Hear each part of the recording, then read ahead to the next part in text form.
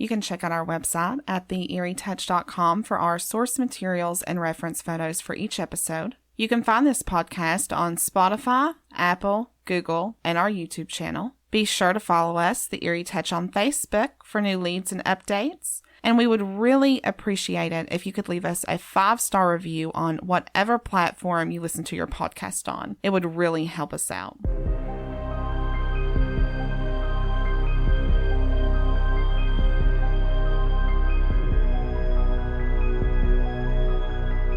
Hey y'all, I'm your host Gabrielle.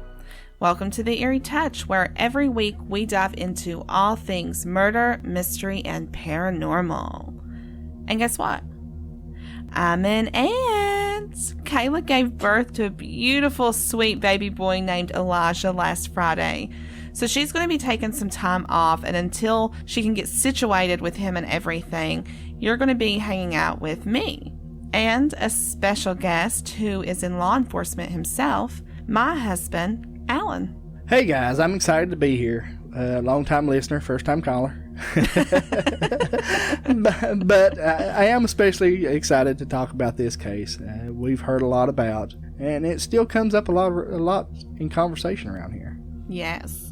A case that entails a small-town girl with dreams of being whisked away from her troublesome life by a handsome Prince Charming. But when her knight in shining armor turns out to be a villain in disguise, her world comes crashing down as he cuts every last string that held up her hopes for a better future. Permanently. This is the slaying of Susan Daniels Smith. Susan was born in 1961 in a little town in West Virginia called Matewan, to Sidney Daniels, who was a former coal miner, and Tracy Daniels, who was a housekeeper. Susan was the 5th out of their 9 children. Due to her father becoming unemployed, the family picks up and moves to Freeburn, Kentucky when Susan was still a baby. And just as a side note, Freeburn is right outside of Matewan. It's maybe a 10-minute drive. It's there that she attended Freeburn grade school, but due to financial problems within the family, Susan ends up dropping out in 7th grade. Which was fairly common in those days. But don't assume that she was unintelligent. Teachers and people that knew Susan said that she loved to read. Even in her adulthood, she was a regular at the local library, checking out books to further her wits. The librarian back then said that she would come in and ask what books she should read to stay current. I think it's safe to say that tells you a little bit about her. She had a want for learning and continuing her education. That's a key component that a lot of us, as we get older, just don't have. Well, while Susan stayed committed to her love of books, in 1977, she met a man named Kenneth Smith. Kenneth was a local dope dealer. He sold meth and PCP, cocaine. He was 22 at the time, while Susan was only 15. And when you're 15, you are very impressionable. Not only that, but gullible. To me, this marks the beginning of her troubles. The couple ends up marrying in the late 70s. Not too long after their marriage became official, on November 27th of 1979, Kenneth ends up in jail due to his illegal activities. By the mid-1980s, Susan had given birth to 2 of their children together. When Kenneth returned home sometime later after being released from jail, their relationship had taken a quick turn for the worst. Their marriage became destructive, compromised by drug abuse and physical abuse. You know, it's sad to say, but we see this every day. It's becoming more common and almost like yin and yang. You can't have one without the other. When you have 2 people who get addicted to drugs, you're bound to have problems somewhere. They definitely had the problems. So much so that they eventually end up getting a divorce. Although they still ended up living together. I'm sure because of finances and the children. It's pretty common for couples to quote-unquote stay together just for the sake of their kids. Anyways, moving on to the year of 1987, which is when this tale begins. A 32-year-old ex-convict and well-known bank robber, Carl Edward Lockhart, also known as Cat Eyes, was a very wanted man. He had robbed numerous banks while threatening employees with a firearm. Now that is bound to get you on authorities' radar. Yeah, I would say so. Was Cat Eyes from Freeburn, the local area? He was from Pike County. Okay. Well, he was, honey. He was on their radar. The FBI had been keeping a close eye on old Cat Eyes. All they needed was some for sure evidence. When Pike County Sheriff Deputy Burt Hatfield heard they were looking for someone who could help them out, he immediately thought of Susan, who he had kind of become friends with due to calls on her ex-husband, and they lived near each other. Okay, but why Susan, though? What was the connection there? Well, you see, Cat Eyes was pretty good friends with Susan's ex-husband, Kenneth. He was known to buy dope off of Kenneth and hung out at their house pretty frequently. So who better than the woman of that house? Okay, so Susan's ex-husband, Kenneth, would typically hang out with Cat Eyes? Cat Eyes hung out with Kenneth. Okay, Cat Eyes hang out with Kenneth. So I'm assuming they would buy drugs together, do drugs together. Probably, yeah. So Burt recommends working with the FBI to Susan. He knew what state she was in regarding her relationship and financial status, so he thought this would be a good way for her to make some extra money for her and her kids. Even though becoming an informant around here, it's pretty common. When working with local police, the pay really isn't that great. But when you're an informant with the FBI, the cash can get much higher. And it becomes a lot more steady money than it is with local police. Therefore, it's pretty hard to pass up. I was about to say, it's probably more common for people to accept that deal with the FBI than not. It was just too good of a deal for Susan to pass up. Ultimately, she follows through on the deal that she made and starts laying down the footwork to put Cat Eyes behind bars in the spring of 1987. The agent on Cat Eyes' case was Mark Putnam. Mark was raised working class, but he had more upper class-like opportunities throughout his upbringing. He grew up in Connecticut and snagged a partial soccer scholarship to a college prep school. After his high school graduation, Mark attended college in Florida at the University of Tampa, and then moved back home where he completed and graduated from the FBI Academy. Shortly after his graduation, him and his wife Kathy, whose father was a very wealthy real estate developer, began a family and both worked entry-level jobs. Though Mark yearned to prove himself to the FBI in hopes of one day moving up in rank, he was known to be a hard worker and a smart one at that. When he was located to Pikeville, Kentucky in 1987 to help catch Cat Eyes, he knew what steps he needed to take to make his desires come full effect.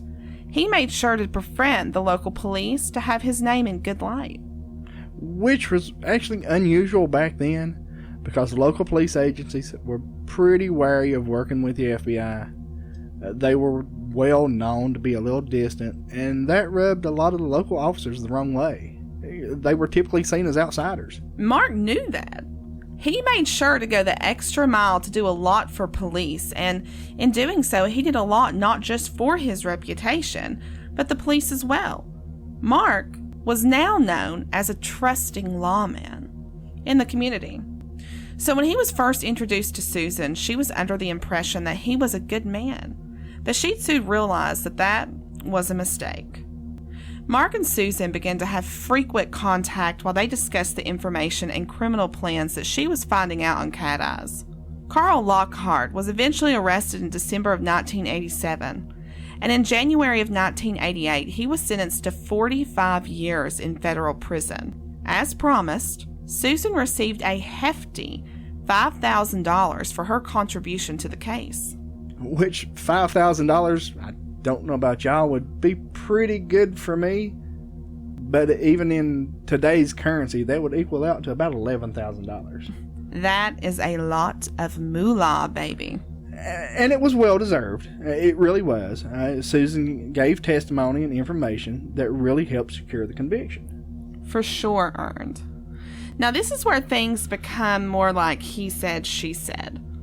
According to Mark, his contact with Susan dwindled down after Lockhart's case was closed. However, even with Mark being transferred to Miami to work on other projects, Susan kept contact with Mark. By mid-1988, they began to have an active sexual relationship, to which Mark proclaims only lasted a few months.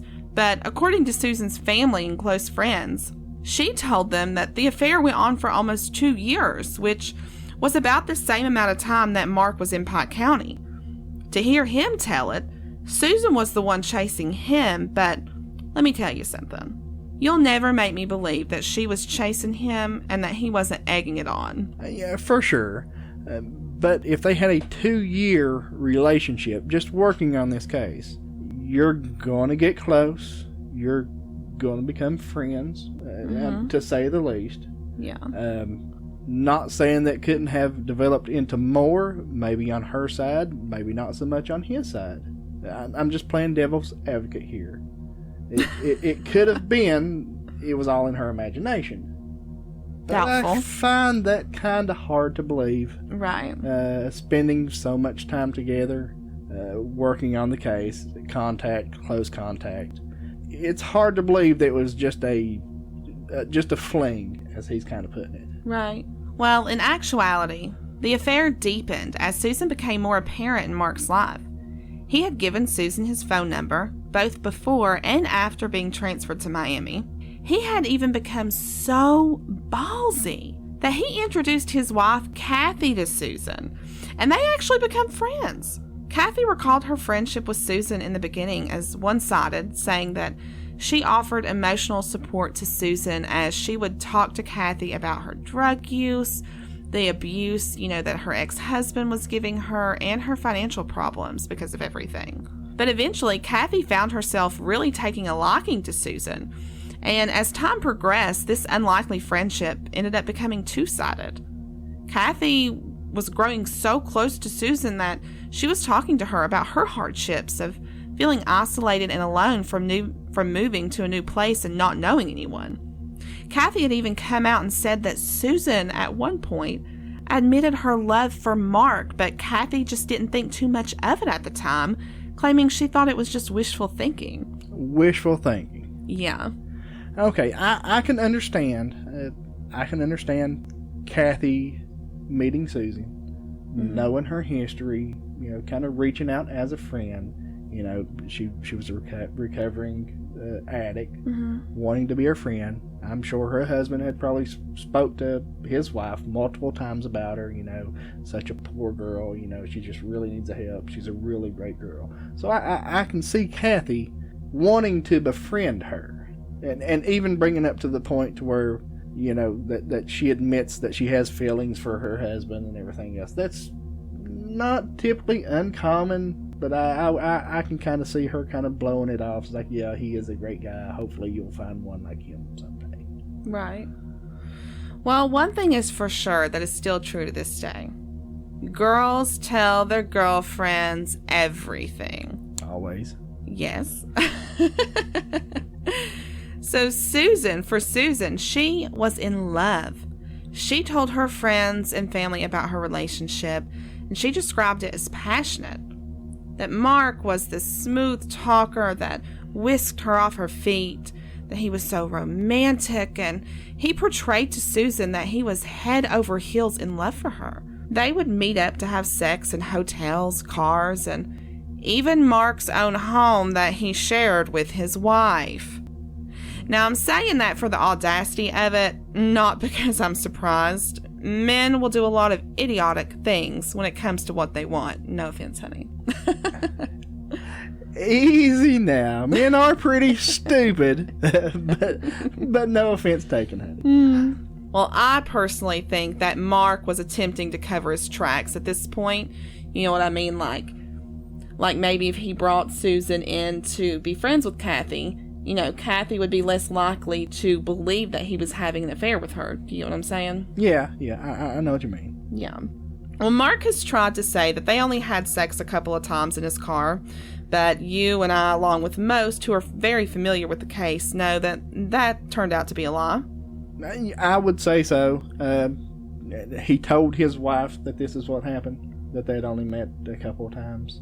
Happened in the car. No, he told the police. He told the police. Which, of course, you're going to Yeah, at this point, Kathy doesn't know. Okay, yeah, you're going to downplay as much as you can. Yeah, we did have sex. Yeah, it was only a couple of times. Right.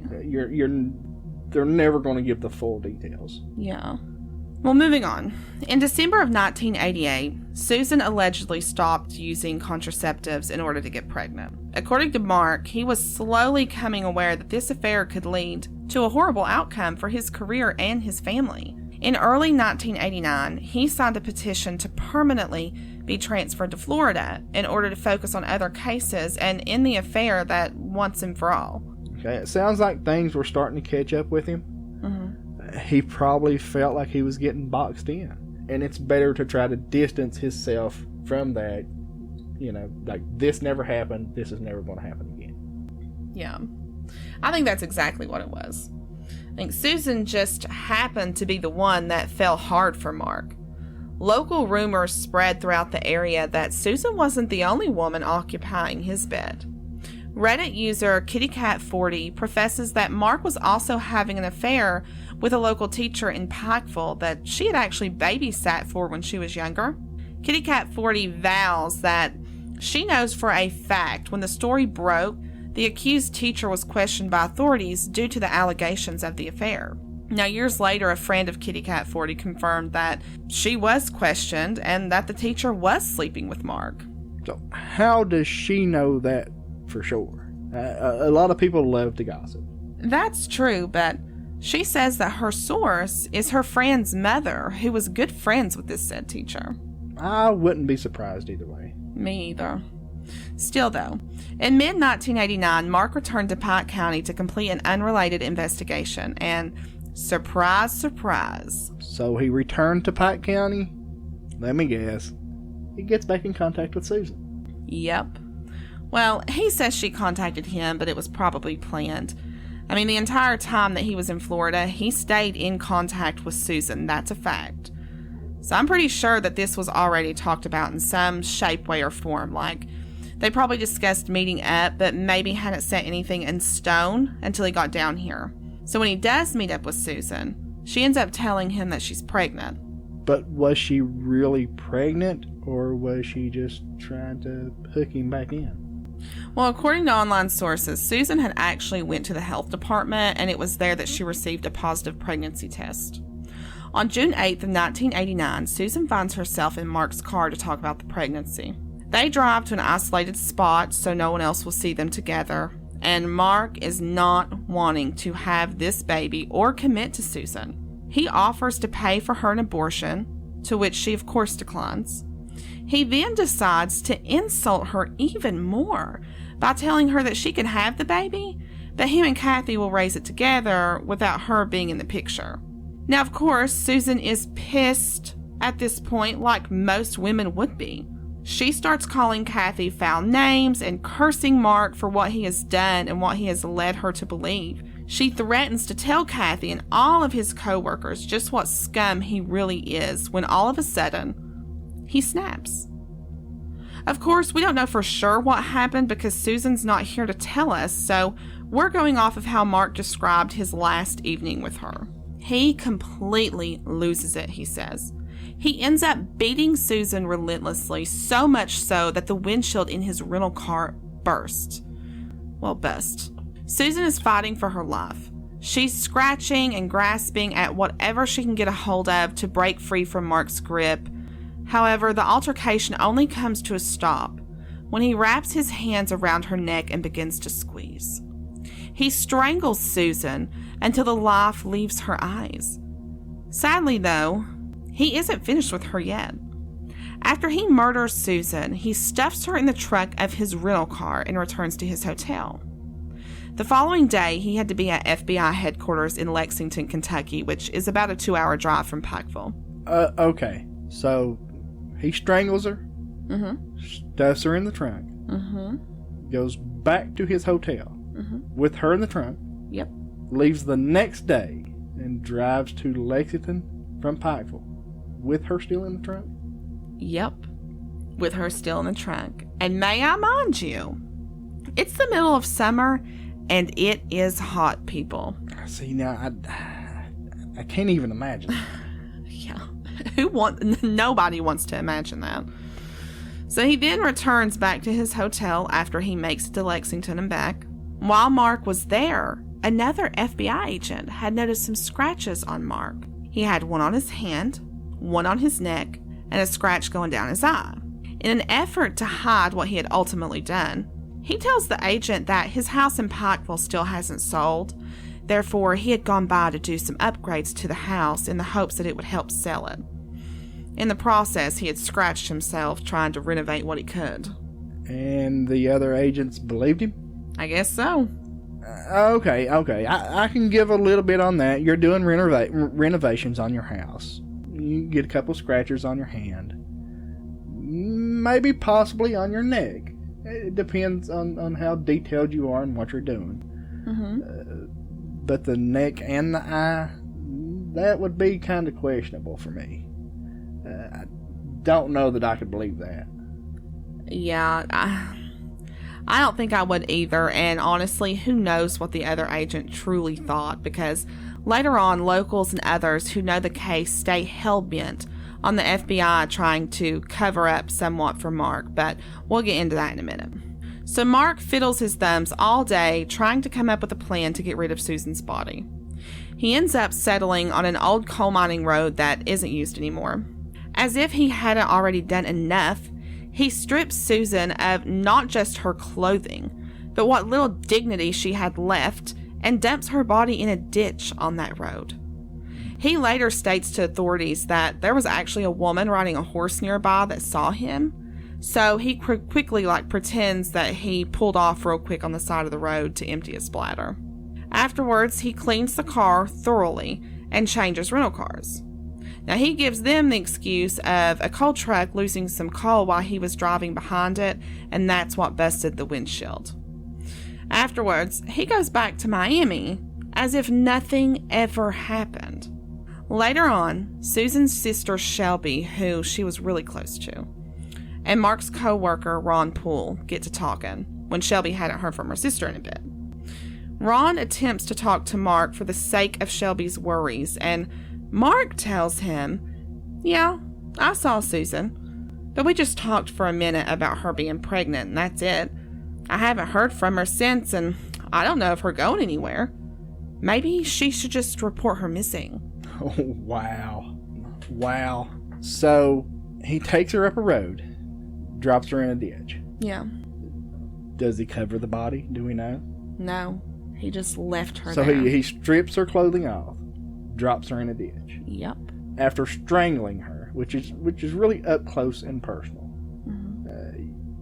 Typically, when it's someone you actually care about, whether it's accidental, usually even in a crime of passion, you still have some feelings for them. Yeah. So you'll try to respectfully hide the body. Let's put it that way. That's a good point. You'll cover them with a sheet.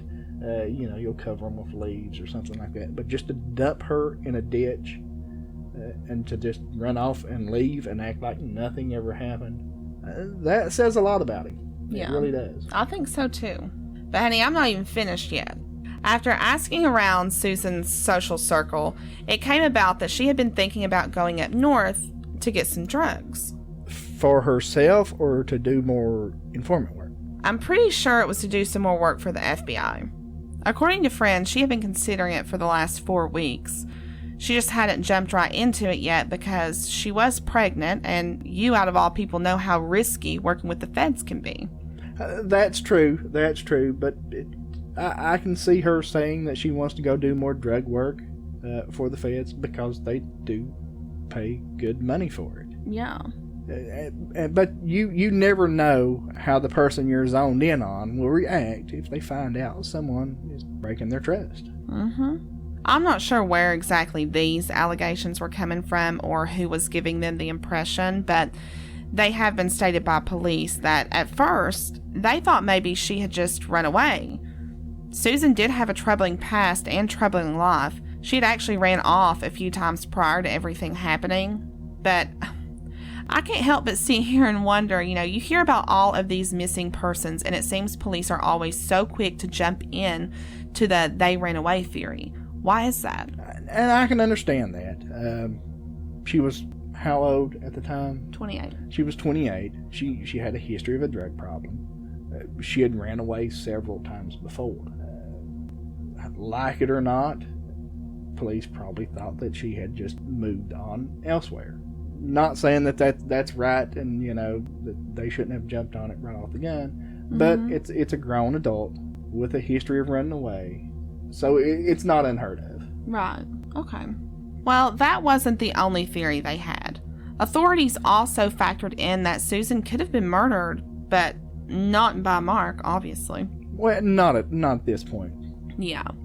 Due to their toxic and abusive marriage, police questioned Kenneth, but he stayed adamant that he had nothing to do with Susan's disappearance. He was actually pretty torn up about it. He still believed that Susan and him could work things out and get back together, which you would normally believe. I mean, they have this on-again and off-again history with each other. They have 2 children together, and they both live under the same roof. You see people stay in abusive relationships every day with the hopes of change.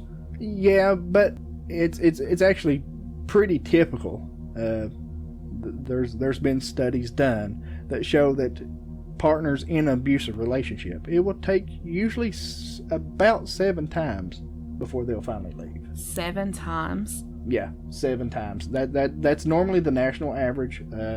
We deal with it multiple times. Beg, plead, move on and do something else. And we're kids involved. I'm sure it makes it harder to actually get away. Right. But they do finally get to the point where they've had enough. And hopefully it's before anything really, really bad happens. Right. Okay. Regardless, they cross Kenneth off their list and move on to Cat-Eye. He was known as a man who wasn't afraid to take a life, and with most criminals, narking on them can get you killed. Kentucky State Police go to question Cat-Eye in prison to see if he had sent word to someone to have Susan knocked off. But Cat-Eye tells them as much as he would have loved to have her finished, it wasn't him. So they just move on. I mean, how does that work? Do y'all just take a criminal's word at face value? I'm sure they knew all of Cat-Eye's known associates, probably followed up with them. More than likely had good alibis for them, so that can always lead to a dead end. All right. Well, with no one else under suspicion, Kentucky State Police discover through friends and family about Susan's affair with Mark. They go straight to the FBI wanting full cooperation from them to question Mark. And the FBI agrees and flies Mark back to Pike County. While under interrogation, Mark admits that they were having an affair, but denies knowing anything about her whereabouts. But when doing so, he says a couple of things that alert police. He talks of Susan in past tense, even though at this point, she's still a missing person. Kentucky State Police are in no way investigating this as a murder yet. And I'm sure that threw up a lot of red flags. Anytime you talk of someone, even a friend, especially with a relationship like they had, which I'm sure they found out, there was a more involved relationship than he was letting on. Yeah. Anytime you talk of anyone in the past tense is never a good sign. Because they're not going to tell him that she's dead or they think she's dead. But he's already speaking of that she's already dead. Right. Okay, so when you're doing an interrogation, what are some key things that y'all look for when you're doing an interrogation with someone? What are some key things that you zone in on to think like, oh, okay, something's not right here with this one? Well, especially if it's somebody you're involved with. If you speak of them as in the past tense, or you talk of them at a derogatory tone, like pardon my language, but well that bitch, or if it's someone you love, it's gonna be my girlfriend, my wife, everything like that. You're not going to speak in the past tense. And you're not going to be derogatory. You're not going to be derogatory, especially if it's someone you love, you admire. Yeah. Okay. Well, the police are already weary of Mark, but just to see, they ask him if he would be willing to take a lie detector test. Even though these are inadmissible in court, he agrees and fails tremendously. But if the results of taking a lie detector test aren't accepted as evidence in a courtroom, why do authorities still use them? Like, what's the purpose? It'll help point us in the right direction. It'll give us questions, whatever the questions are asked that they actually fail, that are questions will hit a little bit harder on, because more than likely they're lying about it. So you try to dig a little bit deeper into those questions and to finally get to the truth. So it kind of like it points you in a direction. It can give you a direction to be pointed in. It gives us directions on what questioning to actually follow on, to follow up with, or to add to. Okay. Well, days go by, and Mark, along with his attorney by his side, take a plea for a shorter sentence with the promise of federal prison instead of state, as he comes in to confess to the slaying of Susan Daniels Smith. As part of that plea bargain, he informs authorities as to where they can find Susan's body. And it's up that old coal mining road they finally find Susan and are able to lay her to rest peacefully. Mark Putnam received 16 years in prison, while his wife, Kathy, stood by his side the entire time through the whole ordeal. Her mother, Carol, stated in an interview with the LA Times that he was a wonderful man and that it was just a crime of passion. Just a crime of passion. Like, ma'am, your son-in-law was cheating on your daughter and got his mistress knocked up and killed her, and that's your definition of a good man? Well, her and her husband were rich. You know how some people in the upper class are conditioned. They look past certain things in order to retain their status. Well, I know, but like, damn, come on, people. How can you defend a man like that? And to upset you even more, he ends up only serving 10 of those 16 years. In 2000, Mark was released on good behavior and was described as a model inmate from guards. But of course he would be a model inmate. He's in prison. He's this pretty boy who was probably lucky to have lasted as long as he did in there. You know, when it comes to certain crimes, I just don't believe that early release should even be a possibility. Do you? No, in no way should early release on something like this have even been an option. Even the 16 years, I think, was too lenient. So how much if you were a judge, how much would you have given? I don't.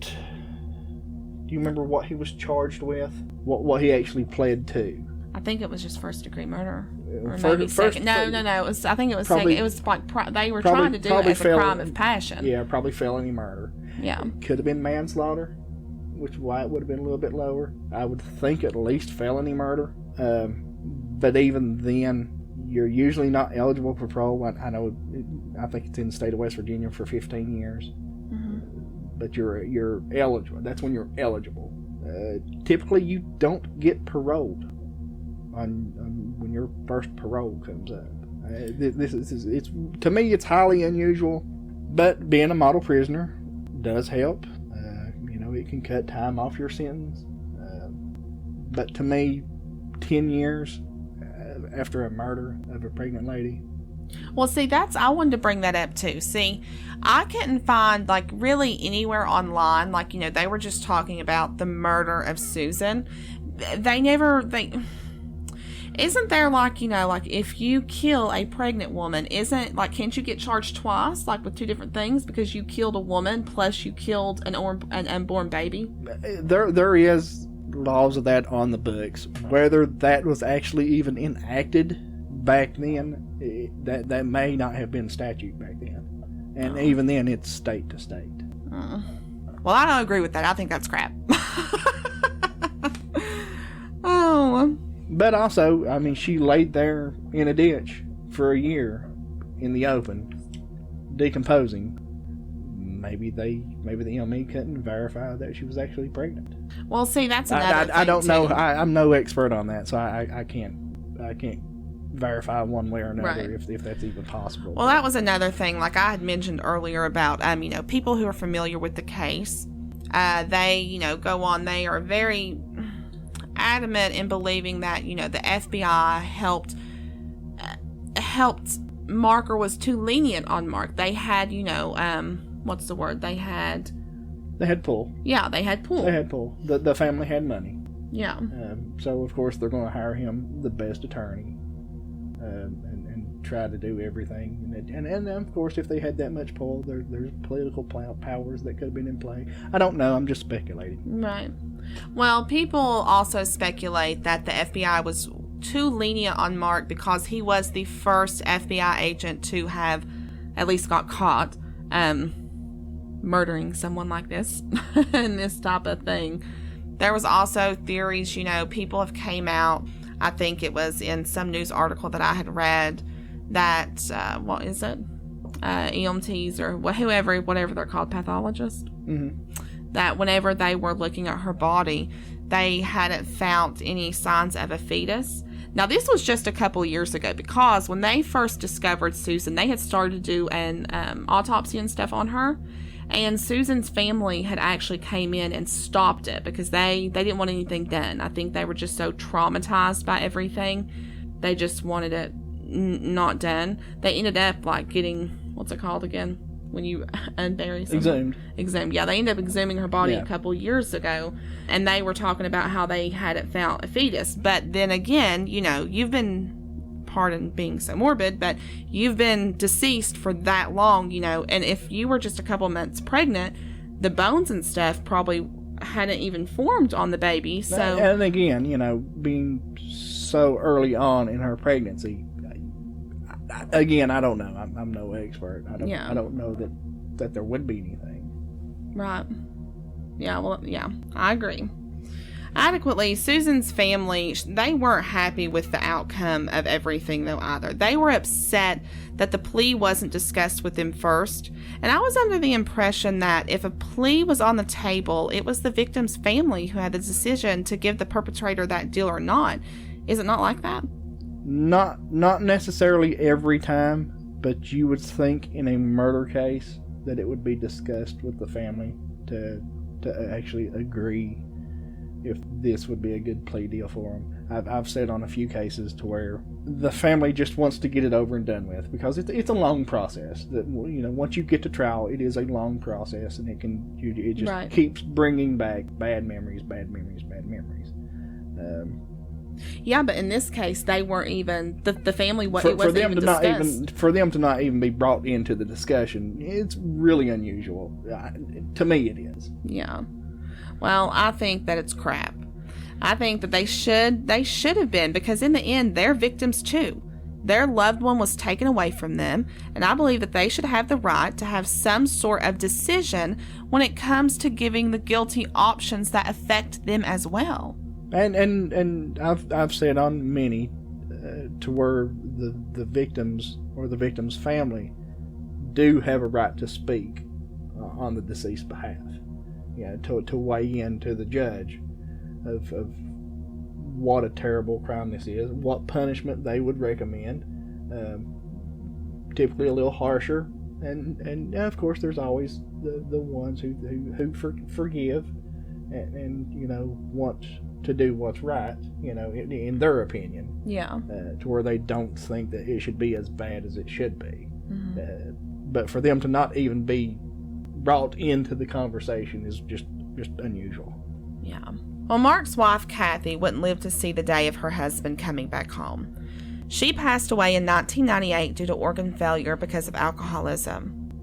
Mark was 41 years old in 2000 and upon release moved to Georgia, where he remarried and was working as a personal trainer. It seems even after everything that Mark Putnam did, his family and friends still defend his actions till this day.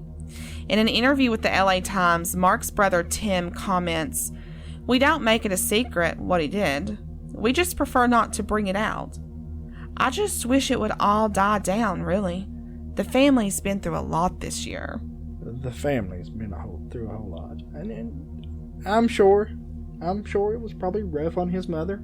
Who cares? I'm sure it was, rough on his brother. Huh? But I feel like it's not something that should just die down and go away and pretend it never happened. No, because I feel like that his brother was just sitting here like, oh, look at my family. We're, oh, pity me, pity me.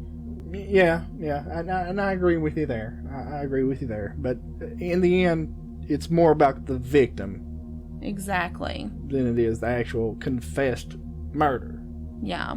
It's not like he was locked up and thrown away with the key thrown away and no evidence. He confessed to murdering her. He confessed to choking her to death and dropping her in a ditch.